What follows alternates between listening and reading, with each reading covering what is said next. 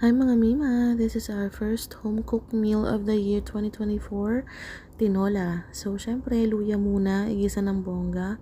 And then, sibuyas and bawang. Igisa lang natin siya hanggang sa maging translucent na yung sibuyas. And then, you add the chicken. I'm using chicken legs here, but you can use whole chicken or kahit anong part. Masarap pa rin naman yan. And then, marami akong maglagay ng pepper kasi mahilig kami sa pepper and patis. Very important guys, nakakawala ng lansa and nanunuot yung lasa niya sa loob ng chicken. Tapos, tinakpan ko lang yan para lumabas yung juice nung chicken at matuyo. And then, tsaka natin mag-add ng water. Pwede kayong maglagay ng kahit anong pampalasa.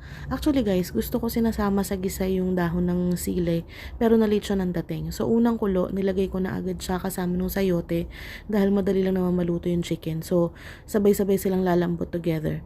And there you have it. Tinola, my own version.